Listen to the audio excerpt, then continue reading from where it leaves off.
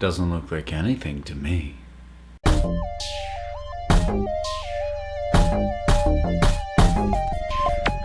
Westworld is back, season 2, episode 1. There will be spoilers. Short version, spoiler-free version is I like it, see a lot of possibilities of where it can go. So yeah, I'm gonna be talking spoilers getting into this thing. I did my video yesterday on my feelings on season 1 overall, and I'm liking how this picks up. While I appreciate that they're using sort of the staggered timelines as a narrative device again, it makes me a little bit nervous this time. I appreciate that it doesn't look like they're trying to do it as a rug pull this time, which it was to a certain extent in the first season, because especially you didn't realize that the conversations with Dolores and who we later learned was Arnold, it looked like it was Bernard, were actually happening in the distant past, and also finding out that William was another timeline to a character that we're used to seeing much older. That was a reveal.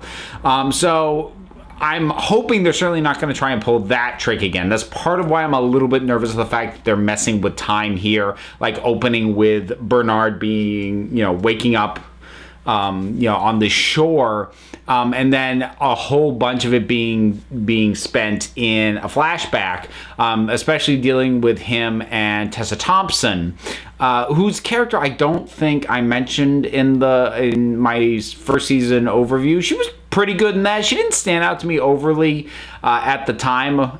Since I've seen Thor Ragnarok and she killed it as Valkyrie, I sort of have a heightened awareness of her now. Funny how that happens sometimes.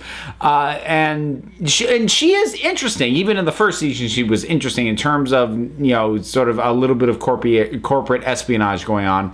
But it looks like we've got basically a full military response to what's happening with the hosts on this island, which, I mean, it's hard to argue with that response, given what Dolores appears to be doing. Now, Dolores does seem to also be killing some of the hosts, which is curious. I will be interested to see how the show justifies that. My read on it right now is that she's weeding out ones who she doesn't think will be able to break their programming, who are going to be too stuck in one way in their programmed way of thinking.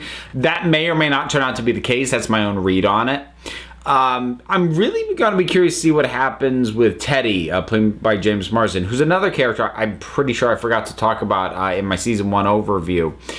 Now, the thing with Teddy didn't really do much first season, I don't think, ultimately. However, I think James Marsden was really well cast in the part. I think he just exudes a certain sort of classic hero vibe, which makes him a really good fit for the white hat cowboy. It was a good match of actor to material, because as soon as he strolls in looking like that, you immediately get, hey, it's the Marshal, good guy, we get it. And I noticed, like, when he's with Dolores is gunning people down. She is hanging them. She is pretty brutal, which is nice and I like. I mentioned last time that I find murderous Dolores way more interesting than, meek Dolores. And as much as I enjoyed the transition, I want her in this new place, and she seems to be pretty firmly there. But I did notice Teddy's not shooting at anybody. He's with her. He's not trying to stop her, but he's not taking part. And I will be interested to see. I'm calling it now that she's gonna end up shooting him, or he's gonna make the call that he has to shoot her. One of them is gonna kill the other. I'm making that call right now. So I'm going to be curious to see how that plays out. Other than that, Ed Harris, William, in this world, he's been waiting for this, for real stakes, life and death, and you can see that there is a new sort of sense of urgency about him, and he's he's lacking the sheer confidence he had before, because he can actually die now. But he's also clearly invigorated by that. Like, whether or not he would have wanted all these other people to die, I kind of get the feeling he might not have cared either way. But he probably didn't actively want that, but he wanted this scenario. He really wanted it. And the interaction with him and the kid sort of speaking for Robert was a nice bit of, I felt, kind of closure on Robert Ford's legacy. And also, there's something great about that line that the kid says to him, this game is for you. Because that was William's big frustration, because he'd been following the maze. And the maze was never meant for him. The maze was for Dolores. And the maze, because it was a journey of self-discovery and of coming to a sense of realization of herself, was a journey that he couldn't take. He was already self-aware. He was already sentient. So the journey of the maze was one of achieving sentience, which he already has. So, and the fact that game was never for him was clearly a point of frustration for him. But here's a game. This is for you. Let's see if you live through it. And as brutal as he was last time, I have to wonder if he's going to be like even more off the leash now. I'm really, really got to be intrigued here. And I have to wonder, to a certain extent, if we even have a hero this season.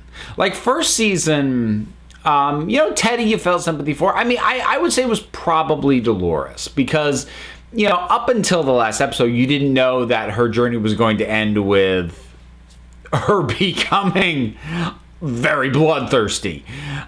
So here she's definitely sort of seen as a it does not shy away from how brutal she is. So if there's going to be a hero this season, I think we're probably looking at Bernard and or Maeve. Because she's back and doing the stuff that she's so awesome at, working the situation, getting people to do what she wants them to do through coercion, through blackmail, through threats, and I mean, oh boy, she's so much fun. She's a lot of fun to watch. And we get the first bit of nudity we get here is not only of a man, but is of a human character as opposed to a host. So that was kind of nice. Because I mentioned sort of my issues with the exploitive nature of the show last time, and I don't want to see the show overdo it, but I don't know. There's something about having it be a human this time, and also having it be a man. Be like, okay, it's your turn. You feel dehumanized. You be treated as an object. See how you like it. So that worked well. I just feel like this was a really strong opening, reestablishing all the characters, reestablishing how just turned on its head this whole situation has made everything. And I'm really going to be curious to continue to see how they're trying to contain it, what it is they hope to get out of it, how things continue to build, what Maeve's going for, what William finds out, what Dolores has planned, because she does really seem like somebody who has a plan, but I'm not sure what it is.